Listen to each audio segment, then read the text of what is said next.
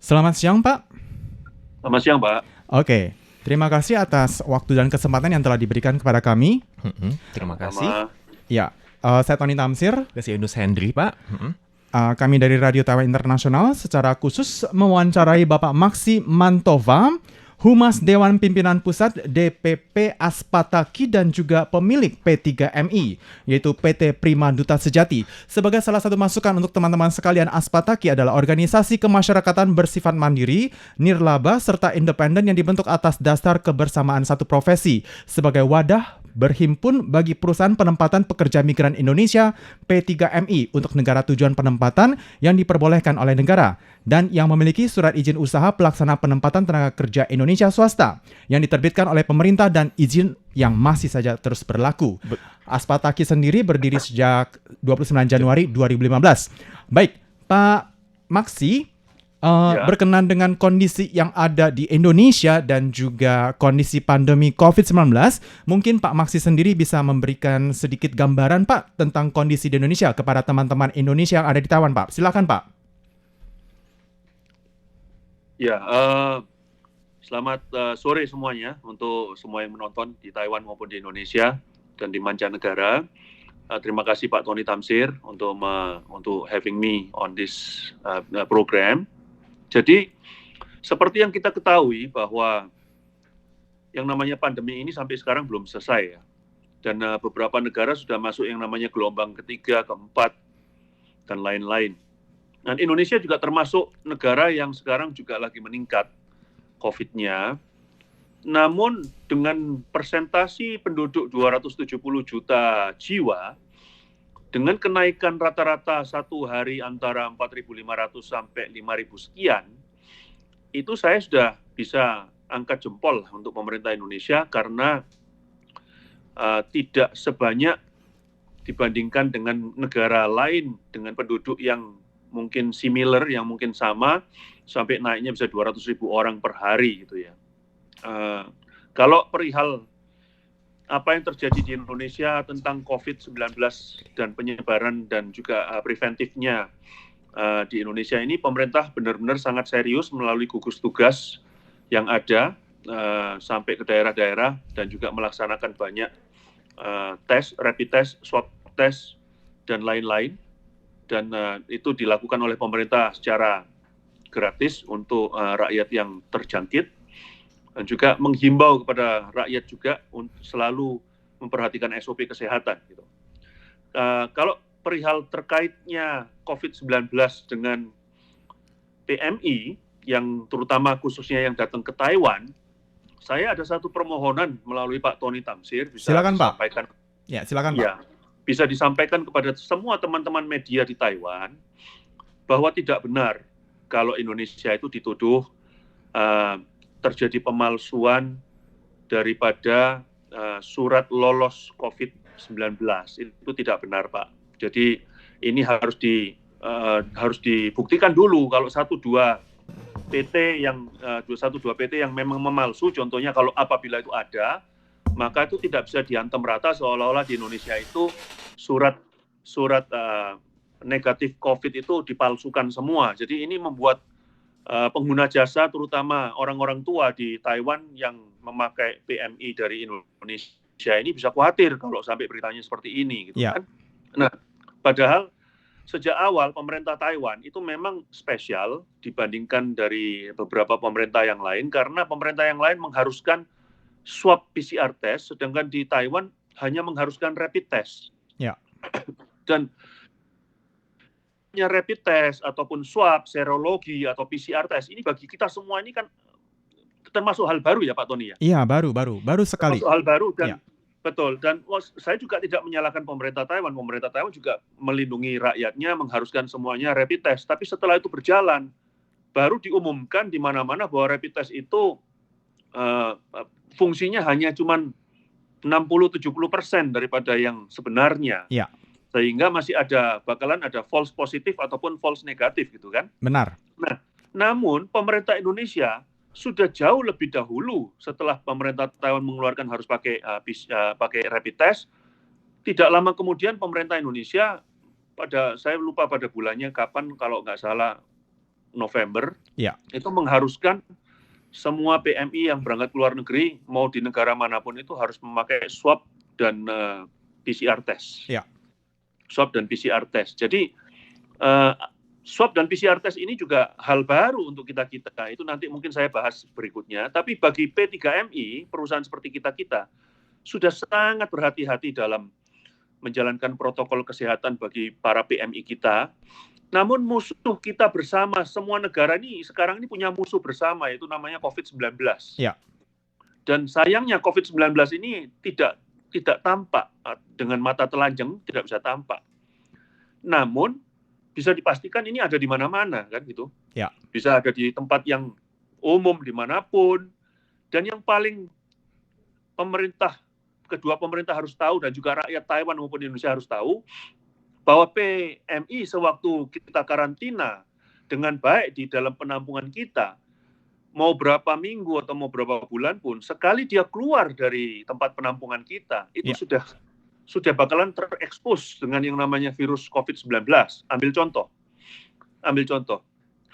Waktu PMI harus menjalani swab dan PCR test di dalam masa 72 jam sebelum penerbangan, maka dengan arti kata, dia harus dibawa ke salah satu tempat yang paling menakutkan dengan jumlah COVID paling banyak, yaitu namanya rumah sakit. Iya. Anggap aja kalau hari Minggu dia harus berangkat, artinya hari Kamis dia sudah harus swab test, PCR test. Ya. Dia dibawa ke rumah sakit, tidak ada jaminan bahwa dia tidak tertular di rumah sakit, karena itu tempatnya virus. Nah, waktu dia sudah keluar hasilnya pada hari Jumatnya atau Sabtunya, persiapan untuk berangkat hari Minggu, dia masih tidak ada gejala, karena mungkin kalau kena di rumah sakit pun dia masih dalam inkubasi, kan? Iya, benar. Waktu mendarat di Taiwan juga tidak ada masalah. Dan walaupun Taiwan menerapkan tes seperti di Hong Kong dan di Jepang, mendarat di swab atau PCR test pun, itu juga tidak akan ketahuan kalau dia itu kena penyakit, karena mungkin kenanya di rumah sakit baru tidak kurang dari 72 jam. Iya, benar, karena membutuhkan istilahnya ini apa ya, inkubasi. Hasil cek. Ya, inkubasi itu mungkin saja lebih daripada 2 minggu ya, Pak ya? Betul, Pak. Jadi setelah sampai di penampungan karantina di Taiwan, baru tuh muncul semuanya, kan? Ya. Namun sayangnya tetap aja PT yang kena tunjuk bahwa kita yang salah, gitu kan ya. Jadi PMI itu bisa terjangkit virus dimanapun, Pak Tony. Iya, benar. Jadi tidak memandang di mana lokasinya, tidak memandang suku ataupun juga dia dari kalangan mana, semuanya sama-sama punya istilahnya kesempatan ya Pak ya. Walaupun kesempatan ini tidak kami inginkan, tetapi semuanya memiliki peluang untuk bisa tertular oleh yang namanya COVID-19. Baik Pak, berkenan dengan masalah ini Pak ya, tadi sudah Bapak jelaskan, berkenan dengan apa yang sudah dilakukan oleh P3MI. Mengingat Bapak sendiri juga merupakan humas dari DPP Aspataki, merupakan salah satu organisasi kemasyarakatan yang boleh dikatakan ini menampung seluruh asosiasi yang ada dan juga semuanya berlatar belakang P3MI. Berkenan dengan informasi yang sudah disampaikan kemarin tanggal 30 November bahwa per 4 Desember maka P3MI dihentikan sementara proses pengiriman PMI-nya ke Taiwan. Bagaimana Bapak menanggapi kebijakan yang diberlakukan saat ini, Pak? Silakan, Pak. Saya rasa ini kebijakan yang sangat bijak dari pemerintah Taiwan. Ya, kita semuanya P3MI ataupun Aspataki menerima dengan lapang dada dan dengan baik, dan kita juga merasa ini harus. Kenapa harus? Karena supaya masing-masing pihak ini di kedua negara ini, baik pemerintahnya maupun swastanya seperti kita ini saling introspeksi diri lah. Saling introspeksi diri, sistem mana sih yang salah yang seharusnya kita perlu benahin. Cara karantina bagaimana sih yang kita harus perbaiki, dan bagaimana sih yang seharusnya kita lakukan sewaktu mereka tuh keluar ke pengajuan visa ke Teto, mengadakan perjalanan ratusan kilometer untuk ke Teto Jakarta atau Teto Surabaya, waktunya mereka ikut PAP di LTSA, mungkin waktunya mereka naik pesawat, bagaimana supaya nggak tertular. Jadi ini momen yang baik. 2 minggu kita harus manfaatkan dengan baik, karena kalau 2 minggu ini tidak ada perbaikan, baik antara kedua pemerintah harus duduk bareng, itu nanti akan saya kasih suggestion di belakang, ya. Ataupun kalau kita sendiri masih merasa bahwa kita ini benar, orang lain yang salah, maka ini perbaikan tidak akan terjadi. Bahkan 2 minggu setelahnya kalau dibuka lagi, itu nggak akan selesai, ada perbaikan yang luar biasa gitu. Ya, tidak akan selesai. Masih selesai. akan tetap berlanjut ya Pak ya. Betul. Nah, ini merupakan satu kesempatan yang baik bagi Indonesia dan juga Taiwan untuk sama-sama introspeksi diri. Dan ini saya sangat kagum dengan apa yang Bapak jabarkan tadi berkenaan dengan yang namanya introspeksi diri. Jadi tidak ada yang saling menyalahkan antar satu pihak. Baik itu antara Taiwan kepada Indonesia ataupun juga antara Indonesia kepada pihak Taiwan. Berkenaan dengan kebijakan yang diambil oleh pemerintah Taiwan tentu saja. Saat ini ada 14 P3MI yang dihentikan proses pengirimannya. Tetapi tidak hanya 14 P3MI saja Pak, tetapi per 4 Desember akan dihentikan secara total selama 2 pekan ke depannya. Sebagai humas dari DPP Aspataki, apa saja yang akan dilakukan oleh pihak Indonesia berkenaan dengan perbaikan yang dipinta oleh pihak Taiwan berkenaan dengan keadaan COVID-19 di setiap P3MI, karena harus mendapatkan surat istilahnya surat resmi yang dikeluarkan dari Kementerian Kesehatan berkenaan dengan bebas pandemi di kawasan P3MI tersebut, Pak. Oke, jadi begini Pak, memang yang namanya swasta ini kalau dipandang dari pohon kehidupan ini, swasta ini yang paling bawah. Yang nomor 1 pastinya pemerintah ya. Dan saya tahu detik ini kepala BP2MI, BP2MI itu sekarang lagi rapat dengan Teto di Jakarta, Pak. Ya. Dan memang itu yang kita harapkan, bahwa ada langkah-langkah yang diambil sangat drastis oleh kedua belah pemerintah, bukan saling menyalahkan, tapi saling duduk untuk mendapatkan kesepakatan bersama. Nah, itu nanti mungkin saya akan bahas di belakang. Ya. Cuman langkah kedepannya apa bagi para P3MI? Jadi begini Pak Tony, di Indonesia ini memang yang kena skorsing, PT 14 ini yang kena skorsing, termasuk PT saya, ini adalah karena ada yang terjangkit di luar negeri, di negara penempatan terjangkit COVID. Ya. Dan bagi pemerintah Taiwan tidak peduli berapa banyak yang dikirim, pokoknya dia merasa angka sekian kena, sudah langsung harus tutup PT-nya. Ya. Jadi bukan pakai persentasi gitu. Artinya contohnya kita ini Pak Tony bawa 1.000 telur, sama saya bawa 10 telur, pokoknya contohnya nggak boleh pecah 2. Kalau pecah 2, dua-duanya udah langsung skorsing. Nah, itu kira-kira seperti itu. Baik. Saya bawa 1.000 pecah 2 juga kena, Bapak bawa 10 pecah 2 juga kena. Sama. Jadi kami para P3MI ini yang kena skorsing sekarang lagi berkoordinasi dengan Dinas Kesehatan, dengan Kementerian Kesehatan. Namun perlu satu hal yang ditegaskan kepada pemerintah di Taiwan maupun ke publik di Taiwan, bahwa tidak tentu keluar suratnya itu dari Kementerian Kesehatan ataupun dari Dinas Kesehatan, karena masalah COVID ini diambil alih oleh gugus tugas dan Bapeda di kabupaten maupun di kota. Baik. Oleh Bapeda gitu ya. Jadi bisa aja yang keluarin surat itu gugus tugas atau Bapeda atau kabupaten atau Dinas Kesehatan atau Kementerian Kesehatan. Nah, kami para P3MI akan berkoordinasi lebih erat lagi dengan pihak-pihak tersebut, dan lebih baik lagi kalau sampai Teto mau terlibat untuk memberikan bimbingan kepada kita semuanya, para P3MI yang ada di Indonesia, perihal SOP kesehatan apa sih yang dianggap sama pemerintah Taiwan yang up to the standard of Taipei government. Itu yang kita perlukan gitu. Ya, kita walaupun kita tetap menjaga SOP kesehatan dan mungkin lebih ketat lagi gitu ke depannya gitu ya. Bisa aja contohnya ini, pengguna jasa di Taiwan hanya membayar 1 kali swab PCR test. Ya. Namun PT, dan saya tahu di antara 14 ini banyak yang sudah hancur-hancuran termasuk saya, itu yang kadang-kadang kalau sampai ragu, itu anaknya di swab sampai 2 kali, 3 kali dengan biaya kita sendiri loh Pak. Oke. Jadi kita ini menempatkan anak itu sudah hampir bisa dikatakan loss. Tapi demi kemanusiaan mereka harus berangkat untuk isi perutnya mereka dan keluarga mereka gitu ya. Ya. Dan jangan ditarik lagi mundur ke belakang, yang dulu masalah rapid test. Ya, rapid test yang minta bukan saya kok, yang minta kan pemerintah sana, rapid testnya udah cukup. Jadi awal-awal tuh semuanya, termasuk saya, termasuk teman-teman semuanya juga pakai rapid test. Belakangan barusan tahu rapid test itu hanya 70% efektivitasnya. Lah, kalau sudah seperti itu, ya mohon jangan kita yang kena salah lagi lah, kira-kira seperti itu. Oke, ini merupakan satu masukan yang sangat berarti bagi seluruh pendengar dan juga tentu saja di sini masukan yang sangat baik sekali, khususnya bagi para CPMI, calon pekerja migran Indonesia yang mengkhawatirkan dirinya tidak bisa terbang ke luar negeri ataupun juga bekerja, khususnya untuk negara penempatan di Taiwan. Baik Pak, yang berikutnya Pak, berkenan dengan kondisi COVID-19 yang saat ini terjadi di Indonesia dan juga kebijakan yang telah diambil dan juga akan dilakukan selama 2 pekan ke depannya. Tadi sudah Bapak jabarkan berkenaan dengan apa yang akan dilakukan oleh pihak P3MI sendiri, yaitu melakukan berbagai macam bentuk perbaikan, kemudian juga melakukan koordinasi dengan pihak Dinas Kesehatan yang berada di Indonesia, kemudian juga mengharapkan kerjasama dan juga bisa melakukan diskusi komunikasi bersama dengan pihak TETO selaku perwakilan resmi Taiwan di Indonesia. Baik Pak, yang berikutnya mungkin di sini ada yang ingin Bapak sampaikan kepada teman-teman Indonesia yang saat ini berada di Taiwan.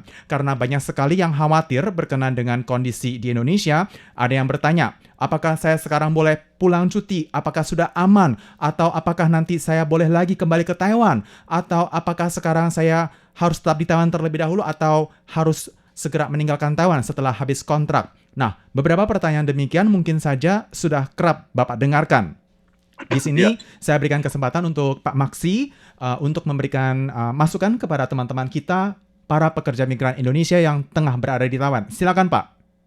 Ya, saya rasa kalau saya punya suggestion, kalau bukan darurat atau bukan karena ada sesuatu hal yang urgent harus pulang, kalau bisa jangan pulang dulu lah. Karena masalahnya bukan Indonesianya bahaya atau Taiwannya tidak bahaya atau sebaliknya, tapi mengadakan perjalanan itu di tengah pesawat, di pesawat atau dimanapun juga di ruangan tertutup selama 4-5 jam ini kan juga bahaya ya. Iya. Dan saya rasa teman-teman PMI yang ada di Taiwan maupun yang ada di Indonesia harus jaga diri.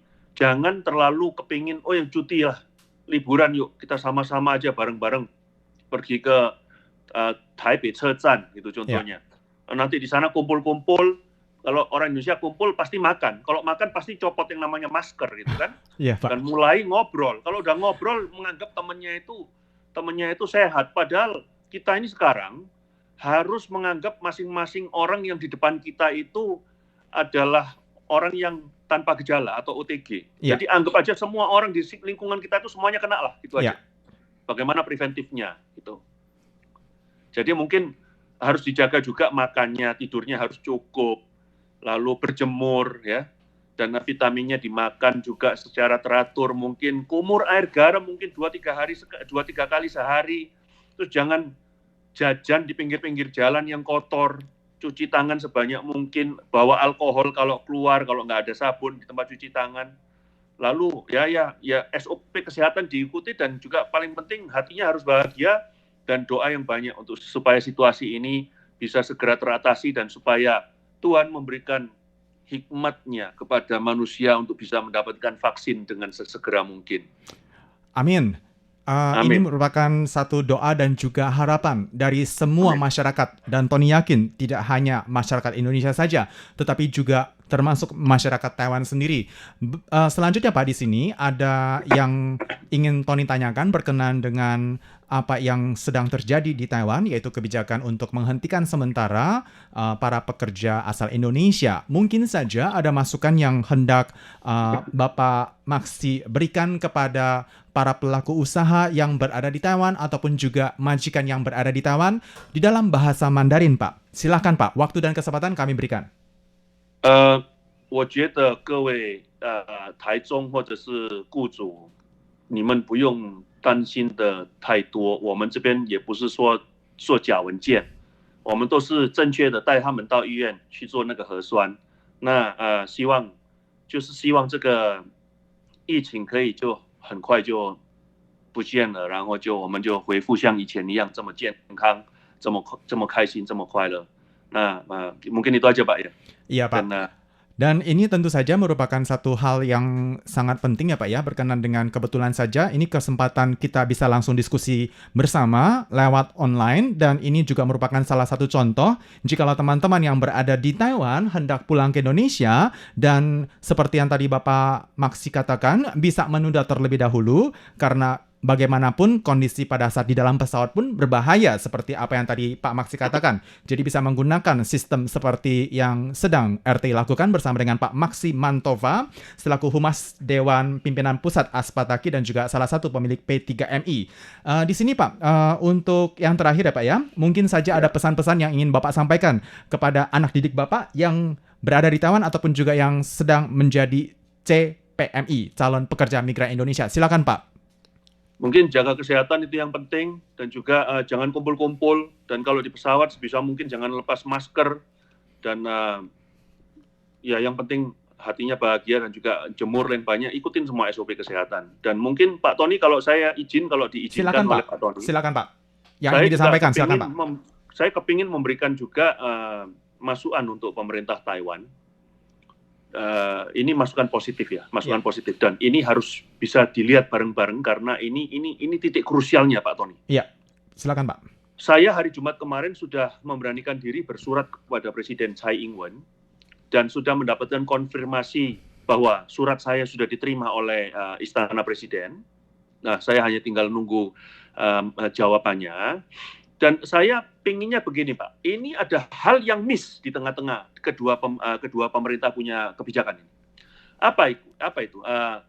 Yang pertama adalah kedua pemerintah ini harus sepakat akan reagen yang dipakai untuk tes swab atau PCR di kedua negara, di rumah sakit yang ada di Indonesia maupun yang ada di Taiwan. Reagennya Pak, karena saya sudah mendapatkan laporan bahwa reagen itu berbeda, hasilnya bisa berbeda, angkanya semua juga bisa berbeda, Pak. Dan juga harus duduk bersama untuk menentukan standar angka untuk city value, Pak. City value-nya pada hasil tes swab atau PCR, sehingga tidak terjadi di Indonesianya sudah dinyatakan negatif, mendarat di Taiwan nanti jadi positif. Contohnya, city value di bawahnya 36, Indonesia anggap negatif. City value di bawahnya 40, mungkin Taiwan menganggap di bawahnya 36 mungkin Indonesia menganggap positif. Tapi city value di Taiwan mungkin di bawahnya 40 itu dianggap positif. Sehingga kalau anaknya ada city value 37, 38, 39 itu bisa dianggap positif. Angka satu dengan yang lain itu secara level tidak bisa disamakan karena reagennya berbeda, cara penghitungannya juga berbeda. Saya takutnya di Indonesia ada yang pakai reagen buatan Amerika, ada yang reagen buatan Cina. Sedangkan di Taiwan mungkin pakai reagen yang buatan Eropa dan buatan Amerika atau buatan Taiwan sendiri, sehingga ini tidak sama semuanya. Kalau perlu, pemerintah Taiwan tunjuk rumah sakit di mana sih di Indonesia ini yang dikehendaki oleh pemerintah Taiwan melalui TETO yang dianggap capable. Yang terakhir tadi Bapak sampaikan yaitu berkenan dengan perusahaan ataupun juga rumah sakit yang mana sih yang ditunjuk oleh pihak TETO sehingga bisa menjadi bahan rujukan. Silakan Pak, dilanjut. Betul, jadi kalau bisa rumah sakit itu ditunjuk yang memang sesuai dengan standarnya pemerintah Taiwan, sehingga kita semuanya akan tunduk dan akan turut mengikuti peraturan pemerintah Taiwan, diteskan swab maupun PCR di rumah sakit yang ditunjuk oleh pemerintah Taiwan gitu, supaya tidak ada lagi sehingga seolah-olah dusta di antara kita gitu ya.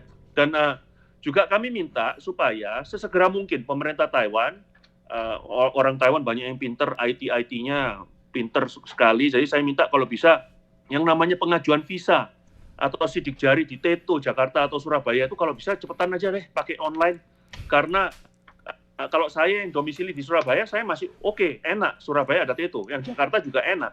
Bayangkan yang ada di Lampung, bayangkan yang ada di Semarang, yang ada di Solo, mereka melakukan perjalanan ratusan kilometer hanya untuk pergi ke TETO untuk pengajuan visa maupun sidik jari di sana, Pak. Gitu. Jadi mohon dipertimbangkan kembali semua masukan-masukan kami kepada pemerintah Taiwan. Jadi kalau sampai nanti terjangkit lagi yang namanya COVID-19, jangan melulu cuman salahnya kepada kita, karena ya siapapun dan dimanapun ini bisa kena COVID-19 seperti yang Pak Tony katakan gitu.